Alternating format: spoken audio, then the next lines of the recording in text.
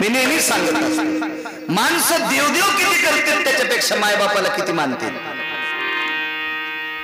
जो मुलगा आई वडिलांना मानित नसताना एखाद्या महाराजाची पिशवी वागित असेल तर तो महाराज सुद्धा भडवा आहे.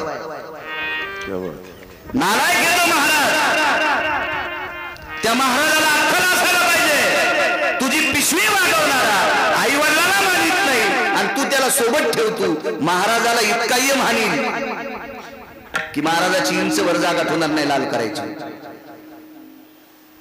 जो मुलगा आई वडिलांचा आदर करतो त्या मुलाला महाराजांनी जवळ बोलायचं, भंगी द्यायला नाही. कारण एक नियम साहित्य पाहिला मी पुराणात, आईची अत्यंत परिस्थिती नाजूक आहे. द्रव्य नाही, घरी संपत्ती नाही. काही लोकांना पुरावा ऐकायला जरा वेगळा वाटेल, पण वाचिल्याशिवाय सांगत नाही. तुम्ही मला कीर्तनात विचारणार नाही, पण महाराष्ट्रात एखादा असेल बाळा हे कशात लिहिलंय, कस काय सांगतो तू माईकवर. माईनं जेवायला मागितलं. काय बऱ्यापैकी इतिहास बऱ्यापैकी.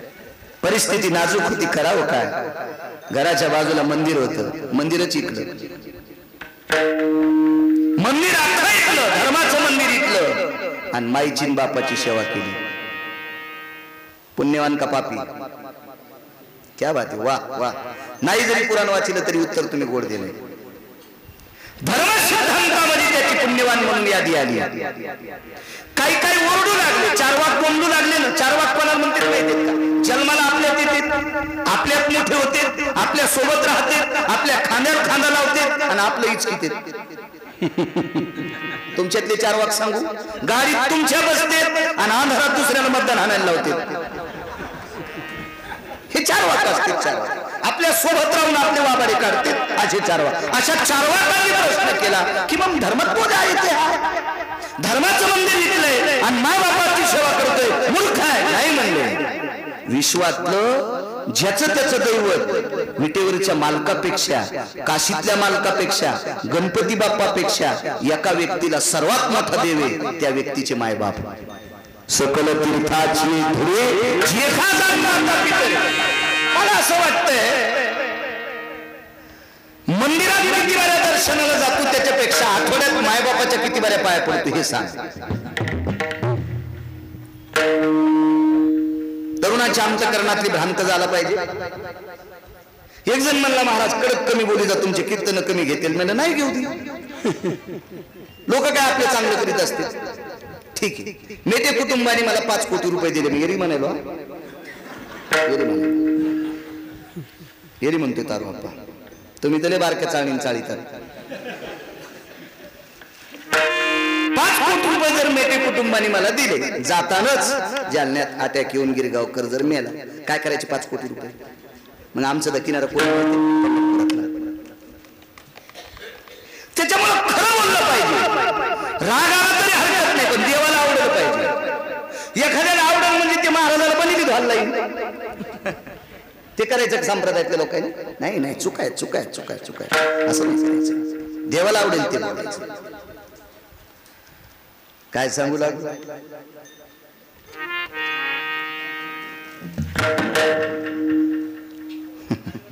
क्या बात आहे. आई वडिलांची सेवा. तरुणांना सांगतोय, जो तरुण दिवसात एकदा आंघोळ झाल्यावर आई जिवंत असेल, वडील जिवंत असेल किंवा दोघांपैकी एक असेल, सकाळचं स्नान झाल्यावर एकदा आपल्या कामाला जाताना आईचं किंवा वडिलाचं दर्शन दिवसात जो मुलगा एकदा घेतो का, त्याला भारतातल्या कोणीही महाराजाच्या पाया पडायची गरज नाही. स्वामीजी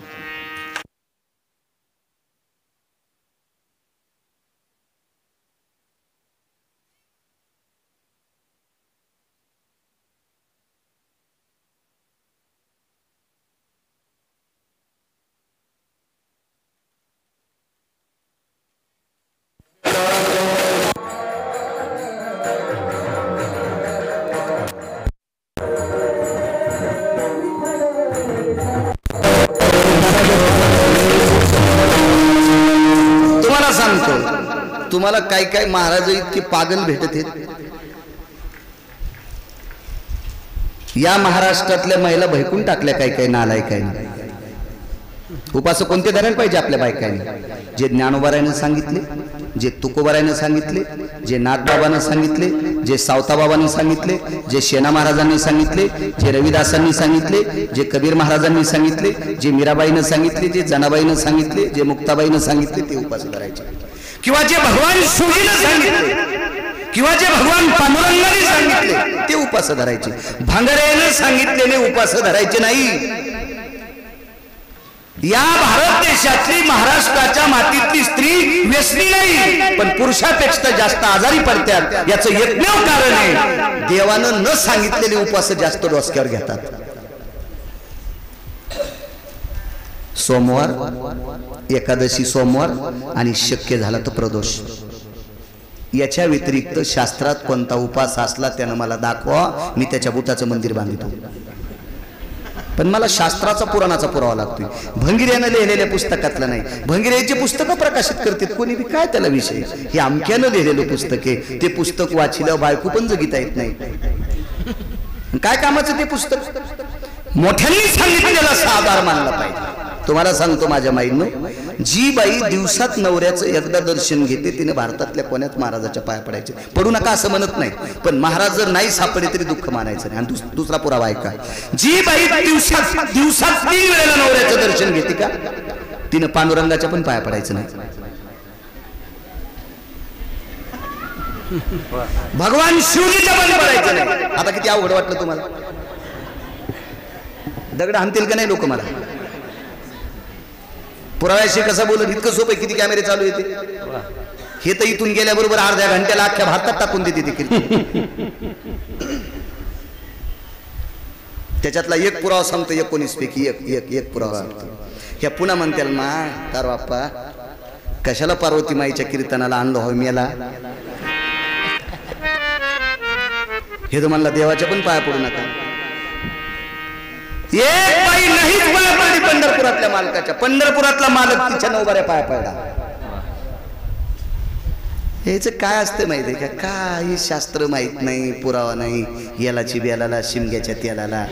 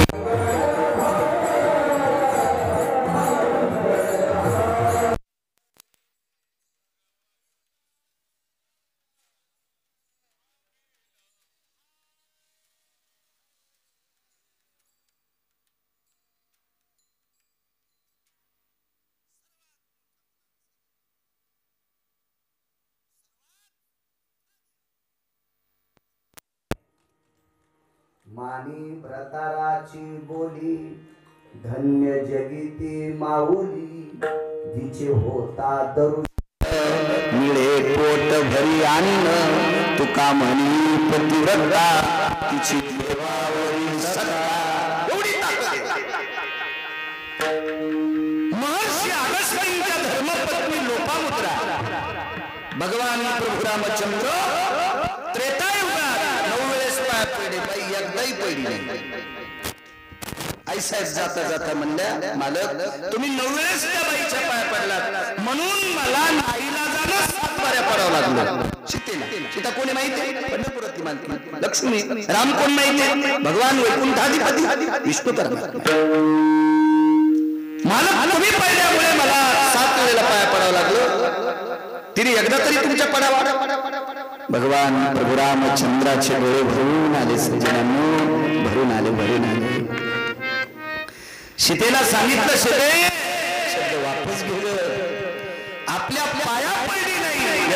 मानू नकोस, आनंद तो मान.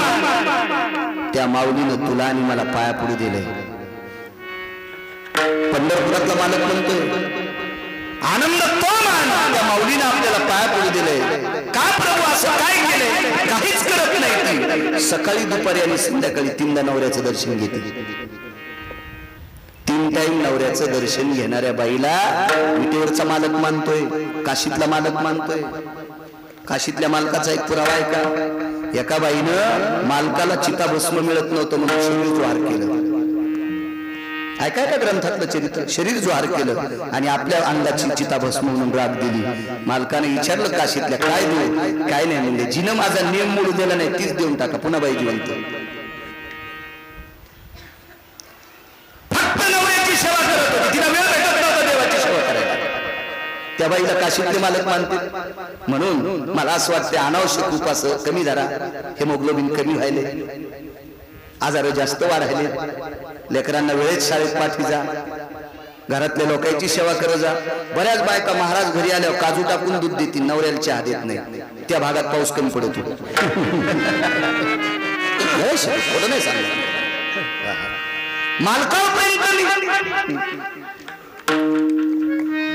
मालकावर श्रद्धा जास्त असते. चला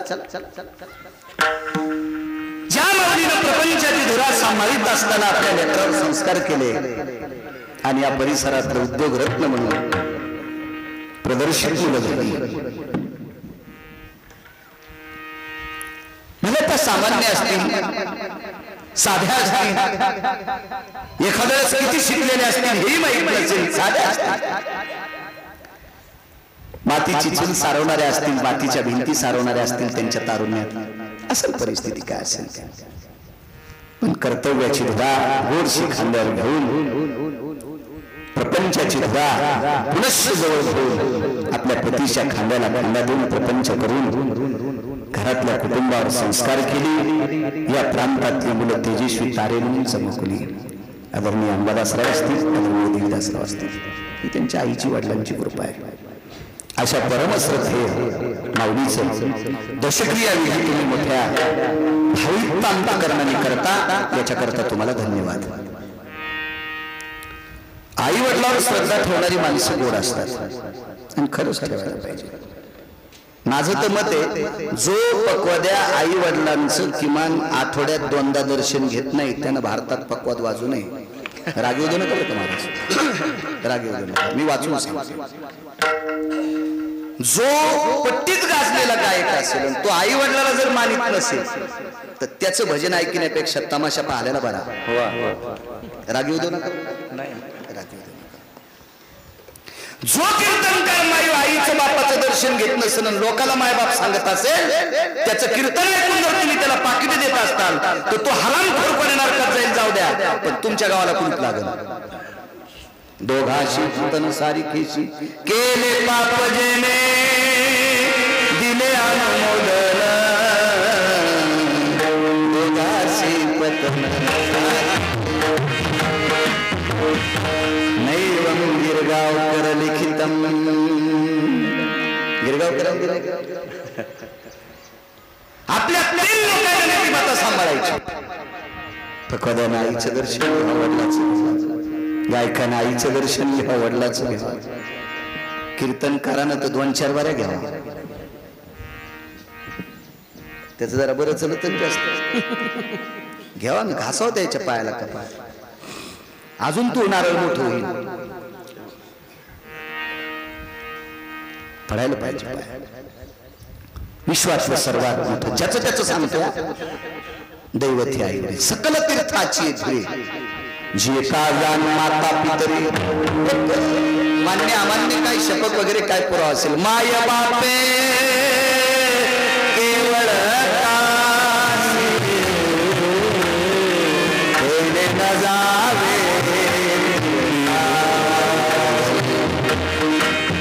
आई वडिलांचं दर्शन घेणाऱ्याला सगळे तीर्थ जाग्यावर मिळते, सगळे तीर्थ. एक मुद्दा सांगतो, 349 तीर्थ शुद्ध होण्यासाठी पंढरपूरला जातात. शंकर सांगे ऋषी गवळे सकल तीर्थे माध्यान येती पुंडलिका जवळे आंघोळी चरण 349 गंगा भारत देशामध्ये एकच गेली नेपाळ देश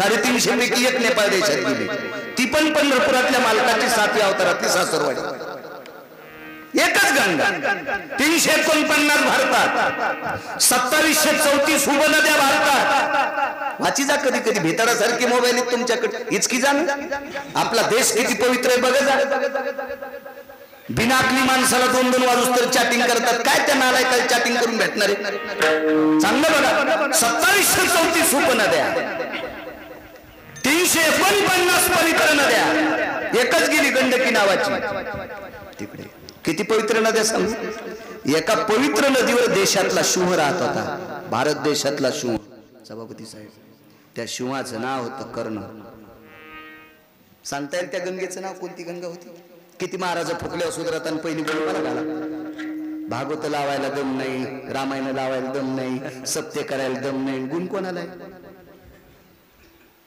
नुसते महाराज बोलवायचे त्याला खपक्या पाकिट द्यायचं ते श्रीमंत करायचे आपण असेच उसातले मुंगळे निघले उपरने झटकी आणि पुन्हा धर्माच्या गप्पा करायच्या अशा धर्म वाढत असतो त्या गंगेचं नाव आहे चर्मन्वती नावाची गंगा चर्मन्वती वेदिका क्षिप्राविद्रवती महासुर नदी कोणता देश आहे ज्या देशातला 8 6 आणि 4 या सिंहापैकी 1 नंबरचा मानवी सिंह राहत होता त्या देशाचं नाव आहे वंग नावाचा देश आता इंग्रजीत त्याला आपल्या भाषेत प्रचलित भाषेत काय म्हणते ते घरी गेले बा उत्तर थोडं घेतलं सांगायला त्या देशाला वंग देश म्हणतात या वंग देशात वाहणारी पवित्र चर्मन्वती नावाची गंगा या गंगेच्या तीरावर या भारत देशातल्या पवित्र मानवी सिंहाला अर्धांगिनी म्हणून प्राप्त झाली तिचं नाव होतं वृषाली वृषाली वृषाली काय संसार कर्णाचा संसार पाहिल्याच्या नंतर पंढरपुरातला मालक लाजत होता कारण पंढरपुरातल्या मालकाच्या 16,108 बायका होत्या त्याच्यातल्या बऱ्याच बायका विरोधात गेल्या बऱ्याच वेळेस लक्ष्मी आई साहेब विरोधात गेल्या म्हणूनच खाली आल्या पंढरपुरातल्या मालकावर राग लक्ष्मी आई साहेब खाली आल्या आणि खाली आल्यावर राधेनं सांगितलं देवा ज्याला मोठं व्हायचंय का त्यानं 2 पावलं मागे आलं पाहिजे विश्व तुमचं दर्शन घेतंय तुम्ही लहान खाली जा मग पंढरपुरातले मालक खाली आले खाली आल्यावर जर खुश झाल्या पण त्या म्हणल्या खाली आले तरी लोक राधाकृष्णच म्हणणार आहेत ते म्हणले आता राधाकृष्ण नाही आता विठोबा रुक्मिणी म्हणते पुढचं भजन कोणतं झालं माहिती विठोबा रुक्मिणी एकाही साहेबांना पुन्हा भेटावं म्हणून तुळशी मातेची कृपा झाली माधव झाला बरोबर जीवनात ह्रस्व दीर्घ इतकी बायको विरोधात न जाणारी कर्णाची होती एका तिळा इतका संसारात विरोध केला नाही रावणाची बायको देव विचार करत होता संसाराचा देव विचार करायचा इतक्या पवित्र तुमच्यातल्या महिला इतक्या पवित्र म्हणून मी कधी कधी एक अर्धा तुमच्यावर बॉम्ब टाकतो काही बायका म्हणतात बाळा आमच्याच बॉम्ब टाकतो कारण तुम्ही सुधारणं गरजेचं तुम्ही सुधारल्या तर देशाची पिढी पुढे जाणार आणि तुम्ही कोणते अभंग म्हणाय बिएल वाया गेले ग बाय तिकडेच घसरून गेले वाहून जाशील ना पुरात असं काही बी म्हणल्यावर गाठे पडले ज्ञानेश्वरी तेव्हाच काही अभंग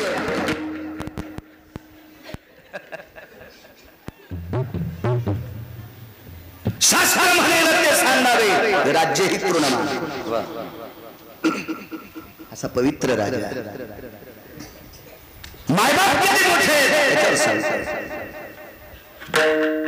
ह्या 349 गंगेमध्ये तुमच्या माझ्यासारख्या कळत नकळत पाप करणाऱ्या लोकांनी आंघोळ केली की आपलं पाप त्या गंगेत जात असते पुरंदाची आणि हे पाप त्या गंगेने स्वीकारल्याच्या नंतर ती गंगा मळून जात असते आणि मळालेली गंगा शुद्ध होण्यासाठी पंढरपूरला येत असते साहेबराव महाराज पंढरपूरला येत असते मग सगळ्या गंगेला शुद्ध करण्याची ताकद कुठे माहिती पंढरपुरात आणि तिच्या पात्रात बसलेला कोण आहे? पुंडलिक पुंडलिक पुंडलिक पुंडलिक भिरकाविली वीट माग वीट फेकली. आई वडिलांचे डोके मांडीवर होते, आई बाबाचे डोकं कुरवाळीत बसलेला पुंडलिक. देवानं सांगितलं मी आलोय, वेळ असली तर थांब.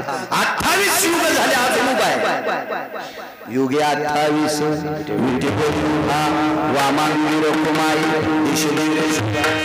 किती सांगता येतील तुम्हाला? 28 युगातले नाव किती सांगता येतील? 11 युगाचे नाव सांगा, मी त्याच्या पाया पडतो. माळ नसली तरी माळ असल्यावर तो कोणाच्या पडतो, पण 11 युगाचे नाव सांगा पुढे बसलेले, मी त्याला माळ नसली तरी पाया पडतो त्याच्या. नाही सांग, तुमचा दोष नाही ना, हे आमच्या लोकांचा दोष आहे ना. आमचा अभ्यास करायला पाहिजे आमच्या लोकांनी. इतकेच पाठ असतील तुम्हाला. सत्ययुग, त्रेतायुग, क्रतायुग, द्वापार युग, कलियुग. पुन्हा पुढचं सांगितलं कसं होतं. इथून पुढे भागवत करायला, रामायण करायला, विश्वाचा अभ्यास सांगत असताना सात्विकपणानं चिठ्ठी द्या महाराज. हे 5-6 युग आम्ही लय दिवसापासून ऐकायलो, आम्हाला राहिलेले 28 मधले अजून 2 सांगा.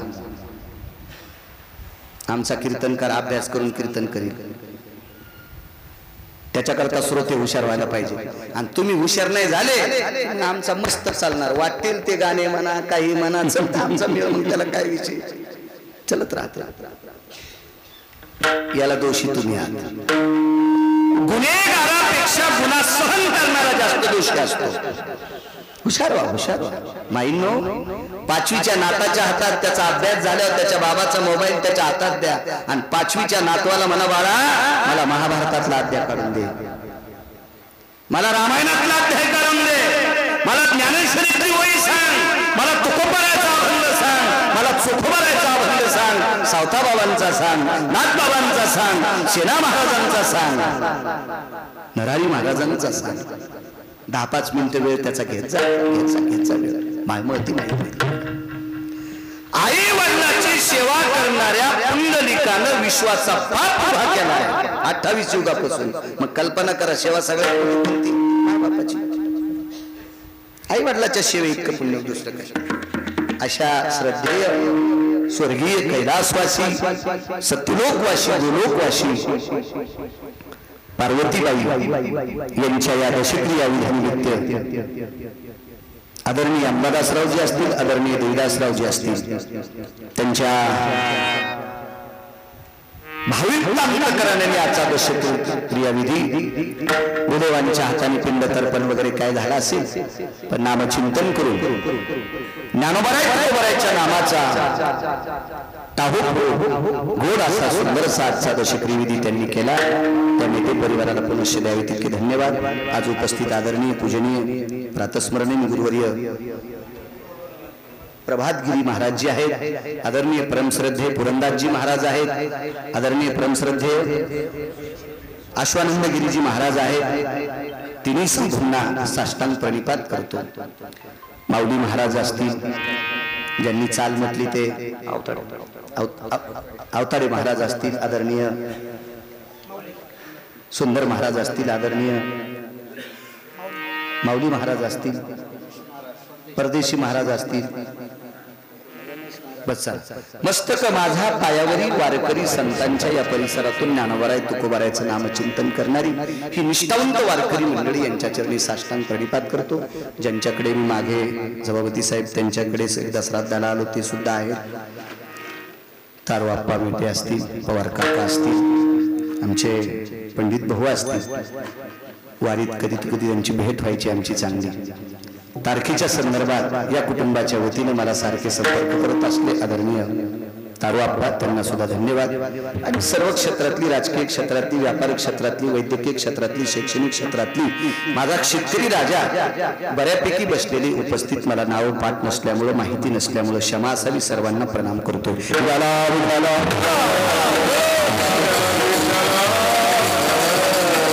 सर्व श्रोत्यांच्या चरणी, कारण दुकान किती कोटीचं आहे त्याच्यापेक्षा गिराईक किती सांगा. वक्ता अभ्यासू किती आहे त्याच्यापेक्षा तुला श्रोते किती बसते. सर्वात मोठी श्रोत्यांच्या चरणी साष्टांग प्रणिपात. हरिभक्ती परायण मृदंगाचार्य गणेश महाराज गोड ज्यांचं मृदंगावर प्रभुत्व आहे त्यांना सुद्धा धन्यवाद. आणि थोडीशे कॅमेरावाल्यांना सुद्धा धन्यवाद देतो, चोपदारांना धन्यवाद देतो. आणि येऊन या काळ बैसला शिवसा याचा एक किंवा दोन पुरावा देतो. मग रामकृष्ण हरी. पार्वतीबाईला जावं लागलं. ऐकाय का बाईचं चरित्र. मी 10-5 दिवसापूर्वी बऱ्यापैकी बोलत गेलो ते चरित्र. वाचवायचा छंद, नवीन नवीन काहीतरी वाचत असतो इतिहासातलं, पुराणातलं. चांगले इतिहास, भंगिऱ्याचे इतिहास नाही वाचत.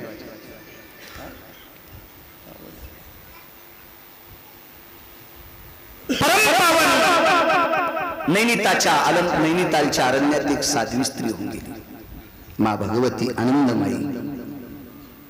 किती अधिकारी स्त्री. त्या स्त्रीच्या दर्शनाला शंकराचार्य जात होते. इतकी मोठी स्त्री स्वामीजी शंकराचार्य. मा आनंदमाई नावाची स्त्री. प्रसंग 62-63 आहे. माझ्या जन्माच्या अगोदर, माझा 83चा जन्म. 1949 ते 51 शंकराचार्य पद एका व्यक्तीकडे आलं. त्या व्यक्तीचं नाव होतं स्वामी राम. 4 पीठापैकी एक पीठ त्या व्यक्तीकडे आलं. पीठाधीश शंकराचार्य. शंकराचार्य पद फार मोठं पद, खूप मोठा अधिकारी. असे शंकराचार्य त्या आनंदमाई भगवतीला प्रणाम केला. स्तुती सुमन टाकत होती, प्रशंसा करत होती त्या माऊलीची. ती आनंदमाई जरा तपश्चर्याला भजना करता, नामचिंतना करता बसली आणि पाऊस सुरू झाला. तर खळभर जागेत पाऊस पडत नव्हता, भवताल पडत होता. काय निसर्ग मुठीत असेल, कल्पना करा. काय ताकद असेल. निसर्ग कोणाच्या बापाचं ऐकत नाही. एक आमचा पाहुणा म्हणला, मी एक ट्रकभर पुस्तकं वाचली. म्हणलं त्या पुस्तकाच्या बळावर तू पप्याच्या माईला जगेव. एक ट्रकभर पुस्तकं वाचलीस, तू काय करशील? बायकोला दागिने घेशील, पोराला चांगले कपडे घेशील, चांगला बंगला राहायला बांधशील. तू या एखाद्या पुस्तकात अशी ताकद आहे का ढगाला हल्ली पाऊस पडतो? तू वाचलेली पुस्तकं समाजाच्या कल्याणाकरता आहेत. ती पुस्तकं सांग. हे काय करतो? एक रेल्वे भर वाचिलेन, ट्रक भर वाचिलेन, ट्रॅक्टर भर वाचिलेन, गबाळ भर वाचिलेन, डोंगरा इतके वाचिले. कशाला सांगायला लोकांना? विश्वाच्या कल्याणाकरता वाचलेली पुस्तकं कामाची असतात. अशी तर कोणत्याला पडत किती.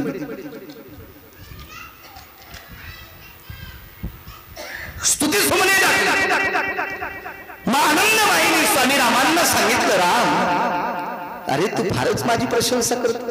चांगल्या लोकांना स्तुती आवडत नाही. पूज्यता डोळा न देखावी, स्वकीर्ती कानी ना ऐकावी. खरं साधूचं लक्षण सांगितलं. महत्व हरवी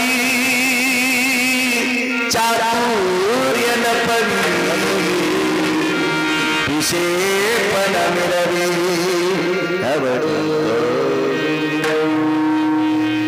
महत्व हरवी. काय वाक्य मालकांचं. या चौकटीत जो बसतो तो साधू, या चौकटीत बसतो ते वारकरी. क्या बात आहे. वाह वाह वाह वाह वाह. या अशा वया पाठ करी जा म्हणजे आमचे महाराज लोक पुन्हा नीट अभ्यास करतील. असेच सांगते ते. यालाची बेलाला शिंग्याच्या त्याला आमच्या काळात असं होतं बरं का. आणि मग त्या ठिकाणी खळ्यावरल्या गप्पा सांगायला का तुमल्या. इथं बसलेला एक एक व्यक्ती 1000 गिरगाव करीत गेल असे श्रीमंत लोक आहेत तुम्ही. आणि 2 तासाचा वेळ पुरंदाची उद्योगातल्या लोकांनी आपल्या पुढे ज्ञानोबरायचं चिंतन, तुकोबरायचं चिंतन ऐकायसाठी 2 तासाचा वेळ काढाय. आणि त्या वेळात जर बाकीच्या गप्पा कीर्तनकार सांगत असेल तर त्याला कोण्या नरकात त्या कीर्तनकाराला टाकावे देवाला पण कळायचं नाही. वेळ नाही. चांगल्या लोकांचा, सात्विक लोकांचा वेळ मातीत घालणं कीर्तनकाराला पाप लागत असते. पूर्वज नरकाला जातात. पर बोललं पाहिजे. भले एखाद्या गोष्टीचा राग आला तरी हरकत नाही. मा भगवतीला सांगितलं, अरे राम अजून एक माझ्यापेक्षा श्रेष्ठ स्त्री आहे रे, जातो तू तिच्याकडे. पत्ता लिहून दिला. शंकराचार्य स्वामी राम 52 साली 51 पद सोडून दिलं. 49 ते 51 2च वर्ष शंकराचार्य पद. राजीनामा देऊन टाकला पदाचा. देऊन टाकला. मंत्री होता येईल बरं, शंकराचार्य होता येत नाही. शंकराचार्य नाही होता येत महाराज कोणाला, फार मोठा अधिकार असतो. आणि मग दिल्लीला आले स्वामी रामानी. दिल्लीहून 120 मैल अंतरावर एक शहर आहे, त्या शहराचं नाव आहे आग्रा. आग्र्याला स्वामी राम आले. पार्वतीबाई गेले याच्यावर सांगते. आग्र्याला आले, 27 दिवस पाऊस नव्हता.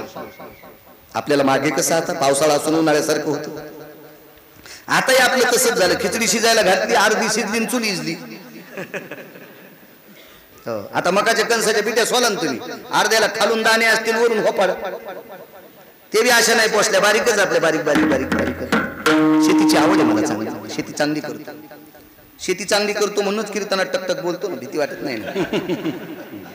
इकून सुटलत निघले कापुशाचा, काय ताण घ्या. 27 दिवस पाऊस नाही आग्र्यात. आग्र्यात प्रवेश केल्याबरोबर एक भिकारी दिसला. भिकारी दिसला. भिकारी परवडा बरं का, कोणापेक्षा सांगू तुम्हाला, भिकारचोट लोकांपेक्षा. राजकारणातल्या लोकांना भिकारचोट लोक नाही भेटत असते. आणि तुम्हाला भीती जास्त भिकारचोट लोकांची, त्याच्यासाठी गाड्या तुम्हाला उभाच करावं लागतात. कारण भिकारचोट लोकांची लाईनच जात नाही. त्याच्यासाठी गाडी नाही उभी केली, ते पहिल्यासारखे नाही राहिले, कसे झाले आता, काही शिंगा आले त्याला. म्हणून भिकारचोट लोकांची सगळ्याला भीती. भिकारी परवडा बरं, भिकारी किती पण परवडा, पण भिकारचोट नाही परवडा. भिकाऱ्याची अपेक्षा नसते, असली तरी त्याची स्थान होत असते, बाकीची नसते. भिकारचोट लय विचित्र लोक. भिकारी होता तो भिकारी, एक लक्षात ठेवा. याच्याहून एक दुसरं शिकायला भेटल, कोणाला लहान समजायचं नाही. स्वामी रामांनी त्या भिकाऱ्याचा चेहरा बघितला. 50 मंत्र्याचे चेहरे जे श्रीमंतीतलं ते जास्त का वैभवातलं, एकट्या भिकाऱ्याकडे होते. हे उग आता हल्ली मंत्र्यांना मोठं म्हणतात म्हणून लावलं, याला काही पुरावा नसतो. एवढा तेजस्वी भिकारी, राहायला घर नाही, भिक्षा मागायला पात्र नाही. स्वामीजी तळातळ भिक्षा, डाव्या हातात काठी. त्या भिकाऱ्याला बघितल्यावर स्वामी रामांनी वाकून नाही नमस्कार केला, पण छातीवर हात ठेवला. नम्रतेचं लक्षण.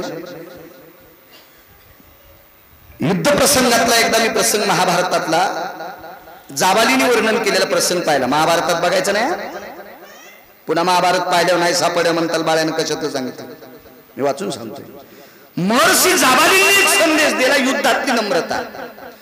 समोरून युद्ध करत असणाऱ्या व्यक्तीच्या हातातले जर शस्त्र संपले असतील तर त्याने हात वरी करायचा, पुढचा मारीत मारीत. हे नम्रतेचं लक्षण आहे. नम्रतेचं लक्षण. एक सोपं सांगू आपल्या ग्रामीण भागातलं लक्षण तुम्हाला, सोपं सोपं. एक कुत्र दुसऱ्या गल्लीत गेल्याच्या नंतर त्या गल्लीतलं ते कुत्र बॉस असते. त्यानं वाव केल्यावर त्याच्या गल्लीतले 7-8 मित्र त्याच्यासाठी जमा होते.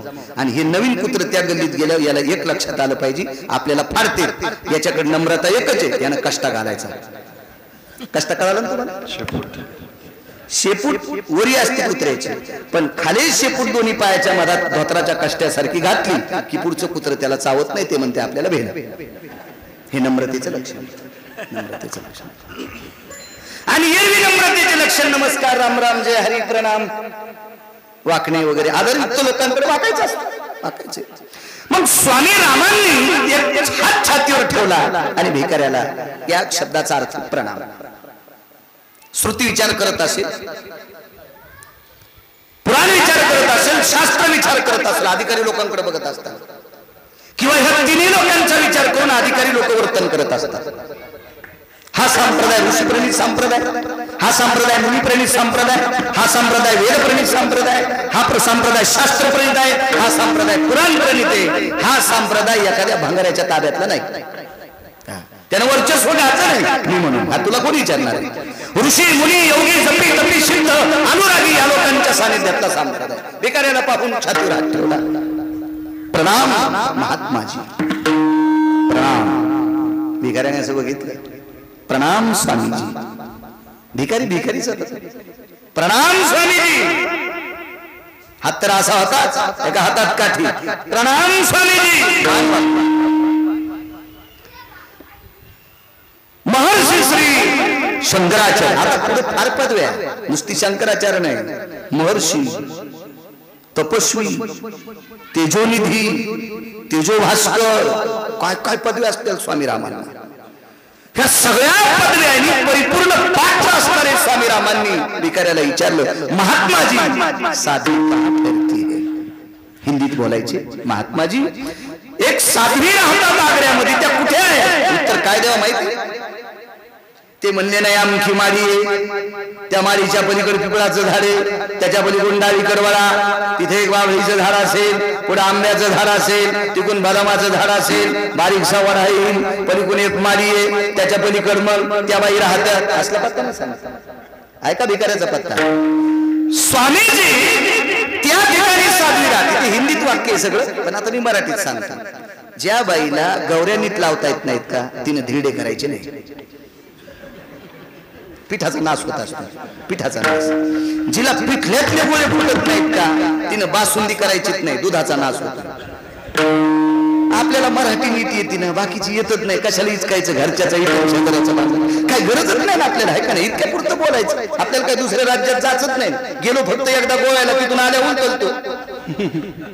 गोवा पाहिलं नव्हतं, गेलो कीर्तनाला गेलो मी, 5 कीर्तन झालते गोव्यात. तिथून आल्यावर गाडी गुतली आमची ट्रॅक्टरात, तेव्हापासून तर बसून.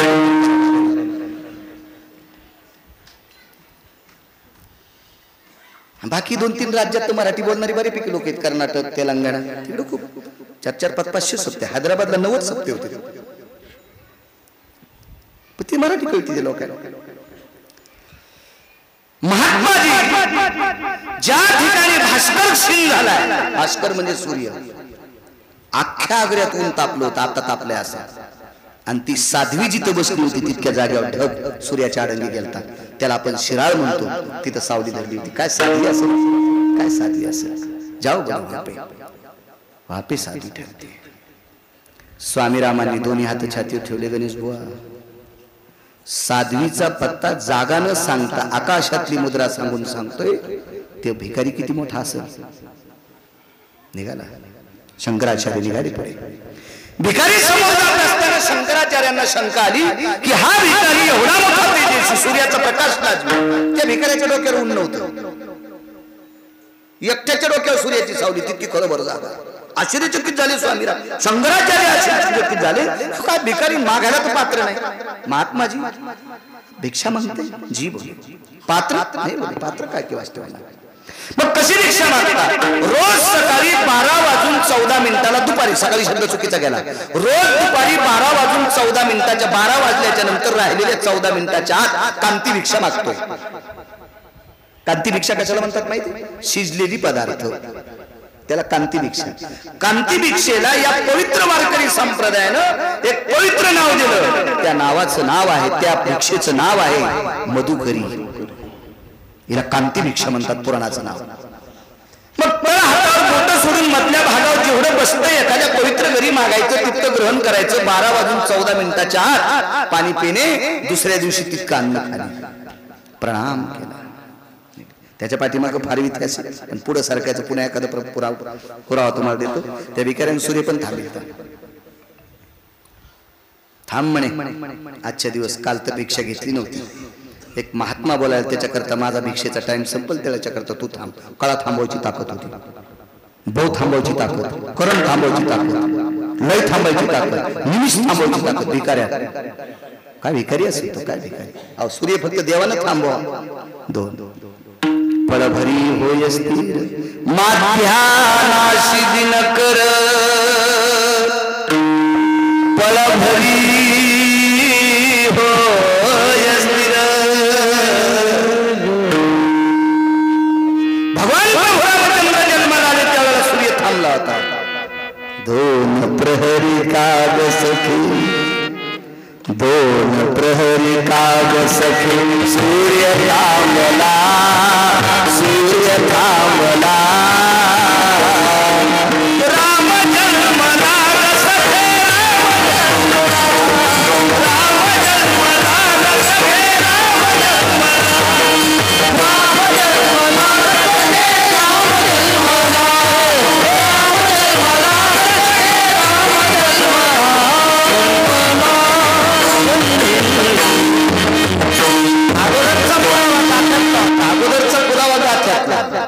शपथ पुरावा एका व्यक्तीनं दिलेला. दोन प्रहरी काग सखे सूर्य थांबला रे राम जन्मला सखे राम जन्मला राम जन्मला सखे राम मध्यरात्री काग सखे मध्यरात्री काग सखे चंद्र थांबला चंद्र थांबला कृष्ण जन्मला सखे काला जन्मला कृष्ण जन्मला सखे काला जन्मला. मलाही जरा जरा गाता आले आता चांगले लोक सांगा. तुझी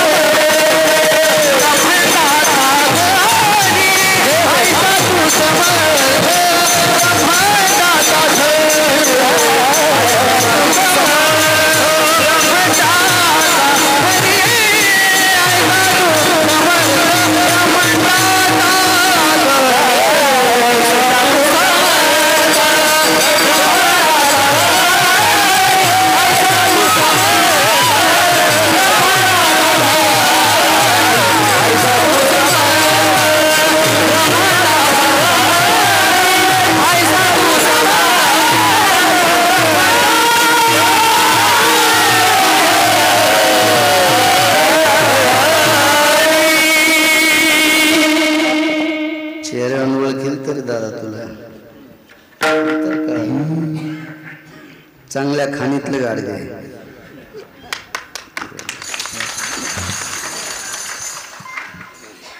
कोलते माऊली त्यांचे सुपुत्र आहे. वा छान आवाज आहे. पुरावाही गोड दिला. असा पुरावा दिला की वैकुंठवासी नथुराम बाबा केळकर म्हणायची कोटीची नव्हती. पाठांतर केलं पाहिजे. जिथे सूर्य क्षीण झाला तिथे साधवी राहते इथपर्यंत आलतो ना.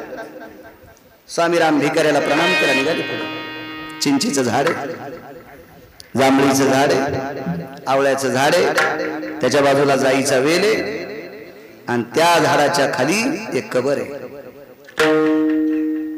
छोटीशी कबर. त्या महालातीने सांगतो ना वेगळी वेगळी. कधी योग आला तर बघा. आता काय असेल मलाही सांगता येणार नाही, मी इतिहासात सांगतो. आणि त्या कबरीच्या पुढे बसलेली साध्वी स्त्री आहे. तिच्या डोक्यावर छत्र धरले सूर्य. स्वामी रामांनी आवाज दिला. ती भगवान शिवजीच्या पुढे नाही, ती गणपती बाप्पाच्या पुढे नाही, ती पांडुरंगाच्या पुढे नाही, ती एखाद्या देवादेवतेच्या पुढे नाही. तिथे एक कबर. मग तिला काय म्हणावं? स्वामी राम होते, ते शंकराचार्य होते. इतिहास वाचा स्वामी रामांचा. बऱ्यापैकी भाषा त्यांना अवगत होती. स्वामी रामांच्या मुखारविंदातून एक वाक्य पडलं, बीबीजी बीबीजी म्हणजे एका भाषेत माताजी, साध्वीजी, माताजी त्याचा अर्थ होतोय. बीबीजी बाईनं माग पाहिलंच नाही. बोलिये श्रीराम माग न पाहता. आश्चर्याचे धक्के दोन बसले. एक धक्का बसला, ही पिराची उपासक असताना हिच्यावर सूर्य सावली धरतो, हा एक धक्का. आणि दुसरा धक्का बसला, माग न पाहता माझं नाव घेते. ती बाई दुसऱ्याच्या सुनायला लावून देणारी नव्हती.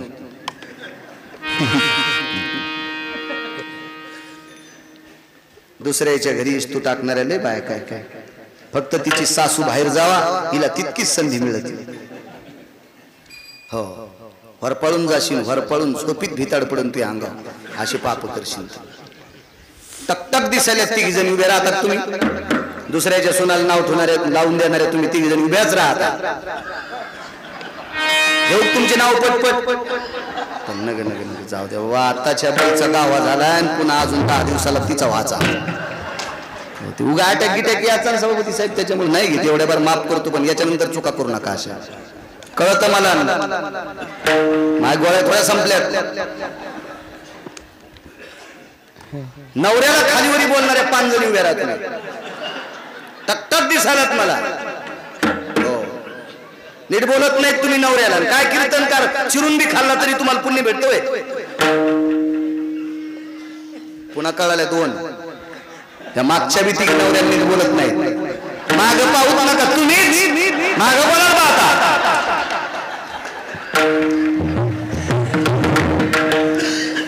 तारवाप्पा कीर्तन घेऊ देत नाहीत दुसऱ्या बार. आता उडाला उडाला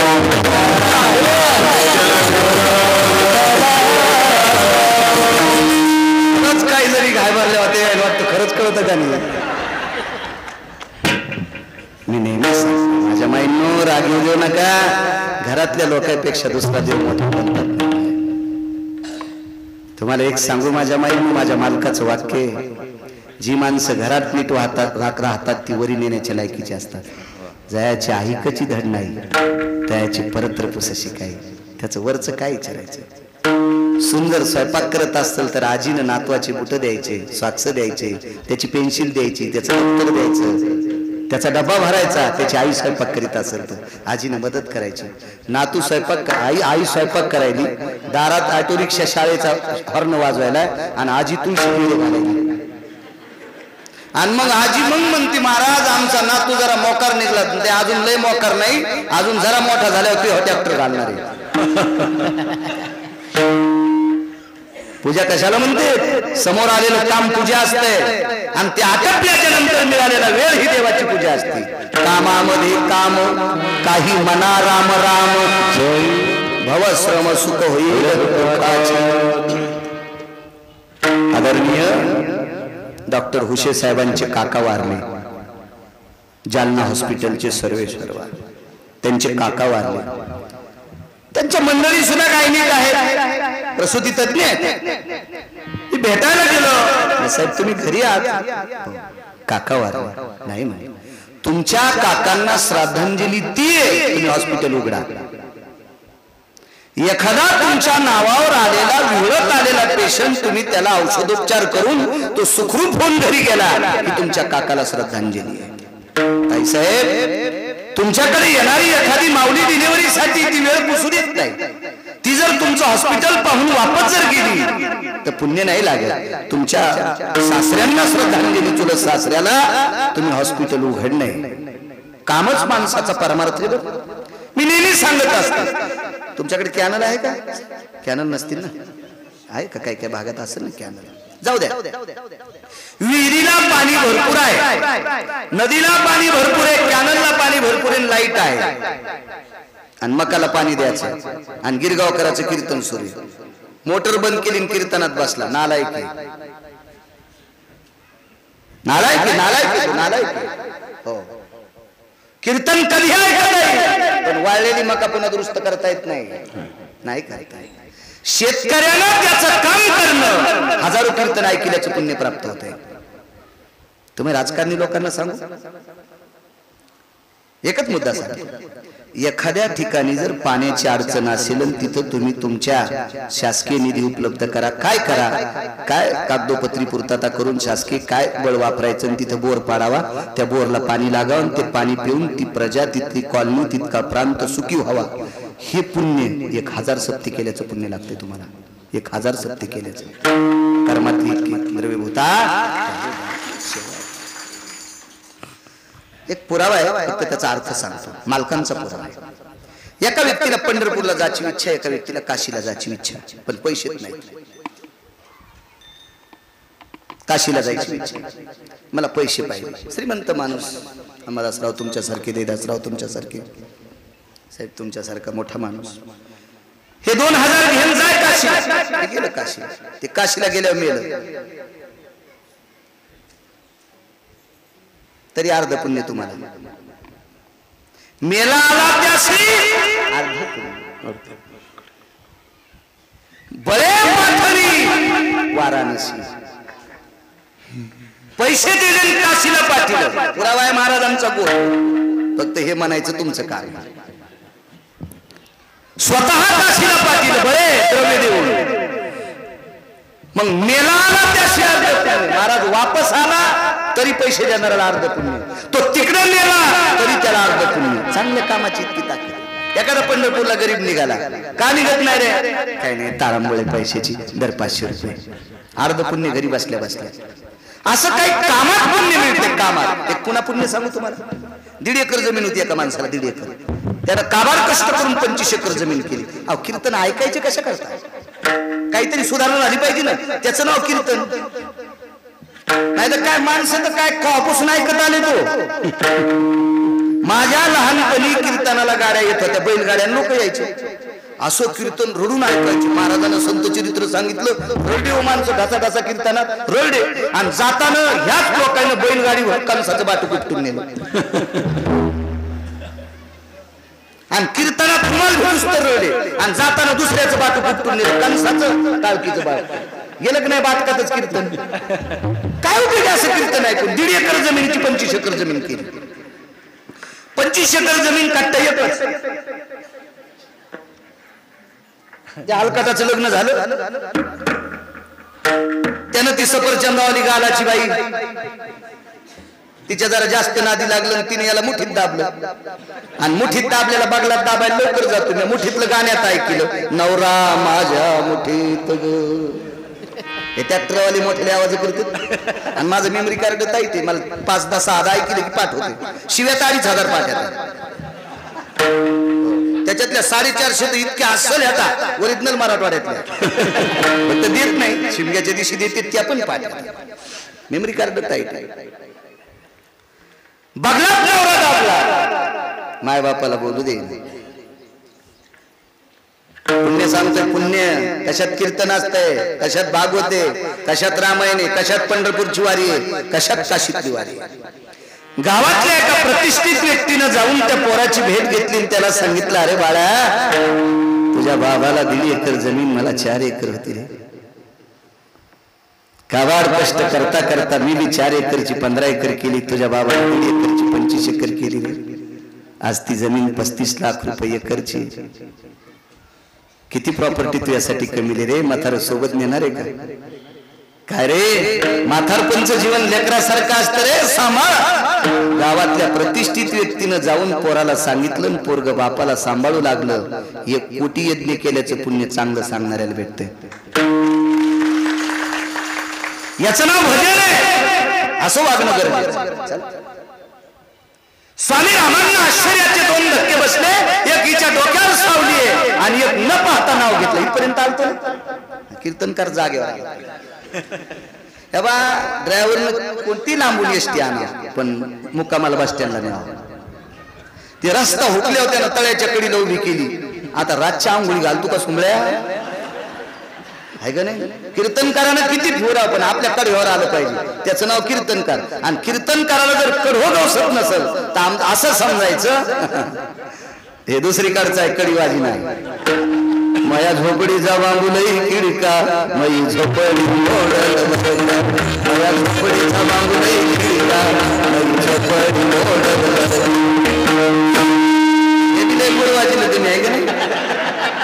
फिरायचं कमा कमा घ्यायला आता अजून सोंगलीत नाही ना.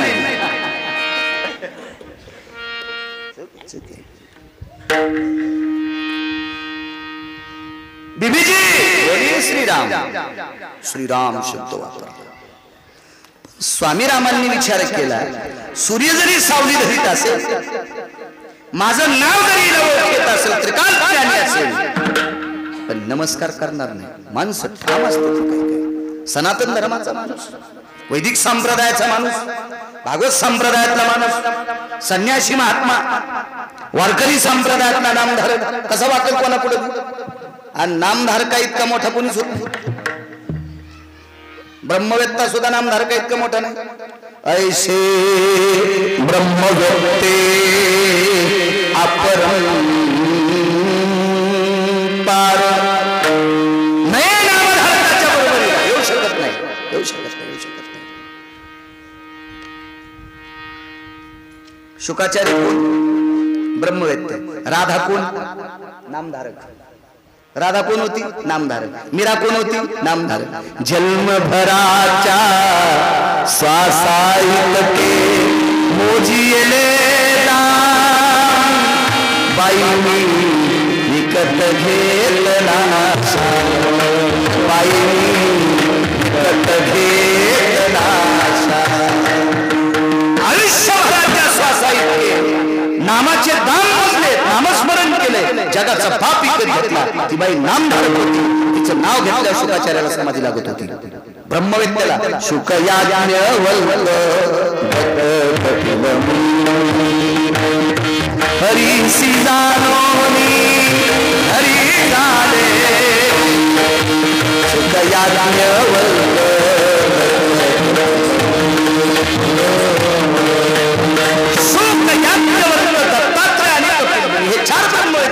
याच्यापैकी एक ब्रह्मवेत्या नामधारकाचं नाव घेतल्याच्या नंतर समाधी लागत होती. त्याची राधा किती मोठी असेल कल्पना करा.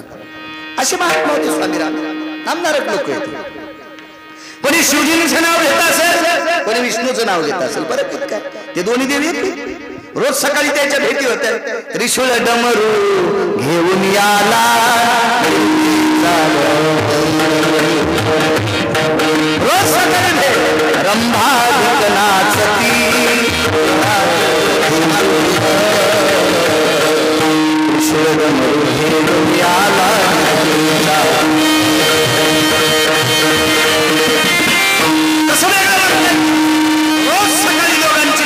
जगाचा व्यवहार कसा चालवायचा त्यांच्या हातात. त्याला जगाचा बाप म्हणतात. त्याच्या पलीकडे सांगा किती वटवट करतोय मी.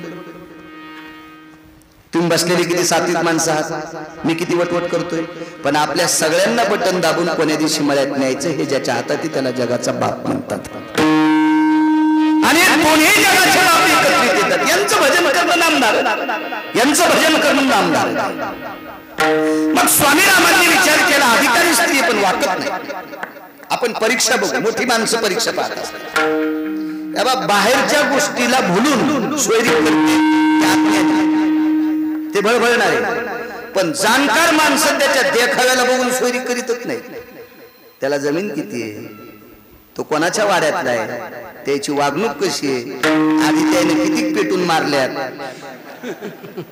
किती किरीट ढकलल्यात, मग पुन्हा त्या गावात कशाला द्यायची असा विचार करणारे प्रदीर्घ विचाराची माणसं असतात. काय काय माणसाला आमची इथे एक माणूस इतकी कडक टोपी घालीत होता की त्याची टोपी हातात घेतल्यावर गोरी साळता येत होत्या.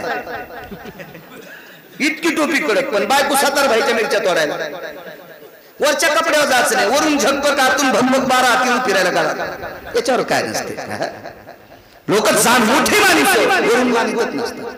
सोनार सोन्यावर त्याच्याकडे सोनं न्यायला वरचा रंग बघून घेतच नाही. सुलाखा लावता लावून सुलाखा घेत सेनानी, लावून सुलाखा घेत सेनानी. बँकेमध्ये 1 तोळाभर सोन्यासाठी सोन्याला